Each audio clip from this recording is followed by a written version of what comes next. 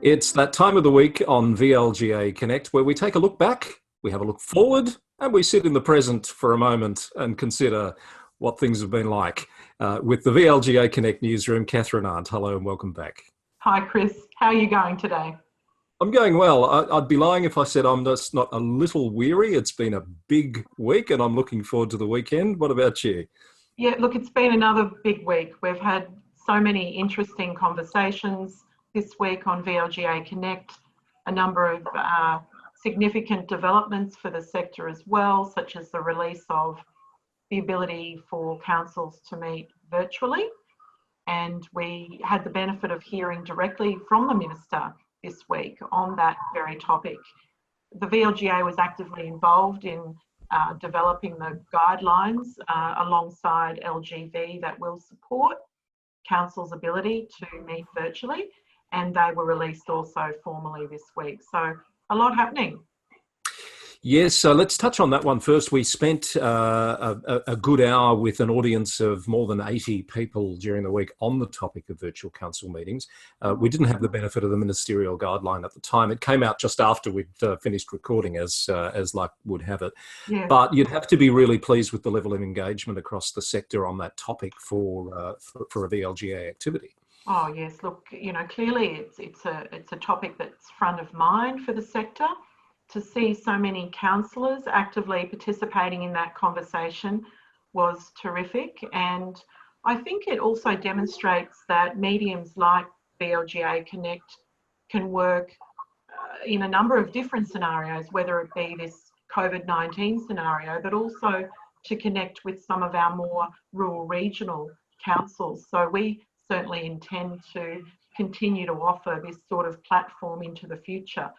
But that particular topic, I thought to have, I think we had about 81 participants, all very engaged and asking some questions that in the absence of the guidelines were absolutely fair and reasonable. The guidelines are very high level, and of course, the message that came through the other day was that councillors need to go back to their council and work with their CEO and governance officers to make sure that their own local laws and governance procedures support the conducting of meetings in a virtual sense. So rather than rely for definitive, detailed processes within the guidelines about what they need to be doing, maintain the principles of those guidelines, but use their own local laws and governance rules to support that. Yes, as with many of these complex issues, the conversation exposed a lot of angles, perhaps, that other people in the conversation hadn't really thought about. So if nothing else, it's engaged people in thinking about the different permutations, the technology, the procedures, the protocols. And as we said, not every council is the same. So the VLGA actively involved in supporting the sector on that one, which I think is a good thing. Yeah, look, and I think as we commented during that session, we were all part of an example of what a virtual meeting might feel like and look like. And it was on a terrible weather day, and that of course affected some technology for people, particularly in the rural regional areas. We talked a little bit about protocols and guidelines about, being on mute. Do you use a chat function or not? So they're all the etiquette that councils will need to think about as well. Yes, I felt for Ruth McGowan, one of our panel members whose internet kept dropping out due to heavy rain. Yeah. But we got there in the end. The other highlight for me, Kathryn, this week was spending a good half an hour chatting with the Minister for Local Government, the Honourable Adam Somyurek, about a range of issues, that being one of them, but also we got a bit of insight into his thinking about the timing of the elections later this year. Yes, the Minister's been very consistent with his messaging around that, and that was that he wasn't making a definitive call on that until early May. I think he's now suggested that that decision may be forthcoming around the 11th or 12th of May, which would coincide with the next, federal government announcement about where they're at with the next stage of COVID-19 response. The Minister, of course, is very mindful of taking the advice of the Chief Health Officer, and front of mind, and I thought that came through very clearly in his interview, was that he is very concerned about the health and well-being of councillors, council staff and community, and therefore by enacting the virtual guidelines for meetings, he can support that, but he doesn't want to make a call on those elections until he has some further clarity from the Chief Health Officer. It was very clear, wasn't it, in terms of those councils that might be thinking of running their meetings in a hybrid way. I'm back on the virtual council meeting thing. His view is you've got the capacity now to conduct the meeting virtually. For health and safety reasons, you should stay home.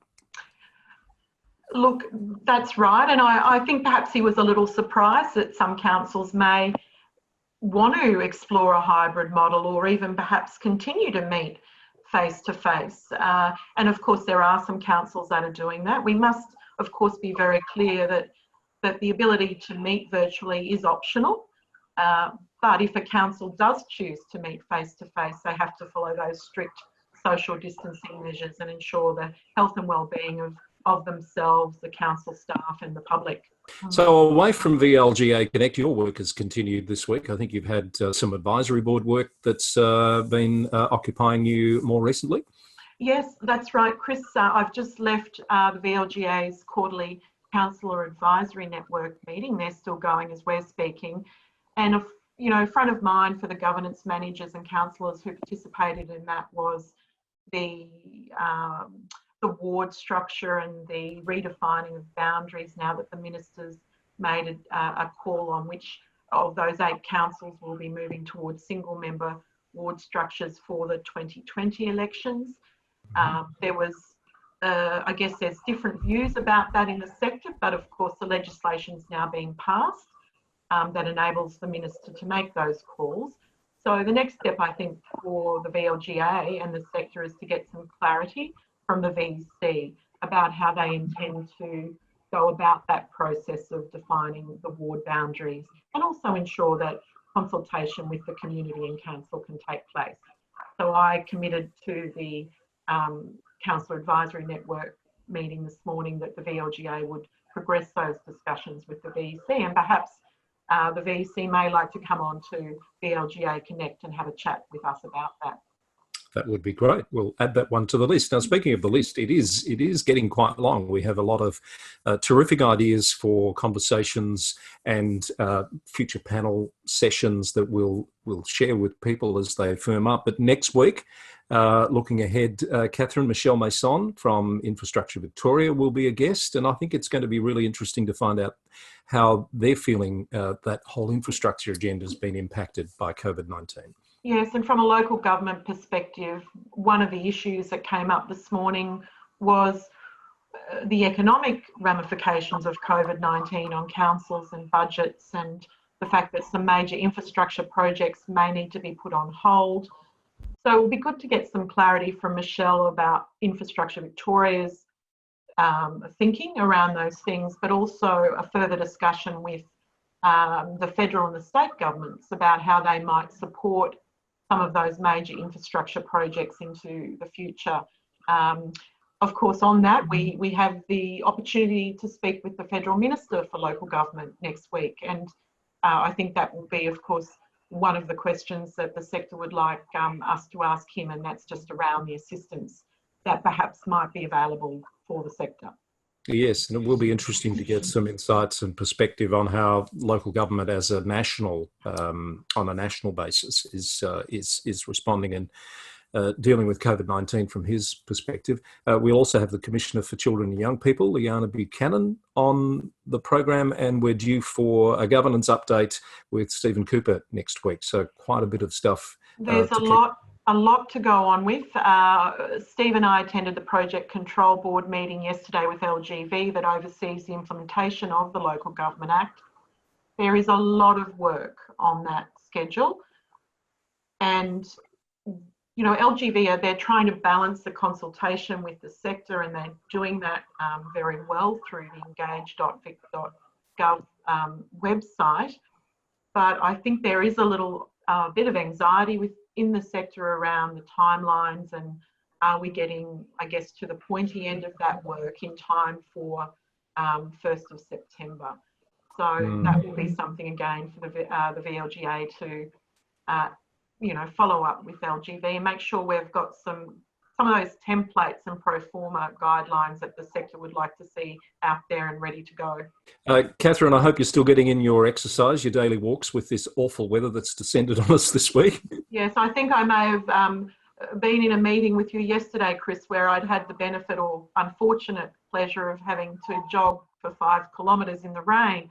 So I was, but I think it's important that we still do that. In fact, it's one of the bittersweet things about being in working remotely, I guess, is that you do find some time to do more of that exercise that you perhaps wouldn't get around to when you're in an office environment. So absolutely I'm enjoying that. And I see that you like to go on your morning walks as well.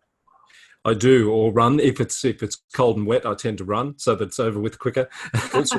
Absolutely. I think that's a good way to end this week's conversation. Thanks, Chris. Thanks, Kathryn. Always great to talk. We'll see you again for another Newsroom edition next week on VLGA Connect.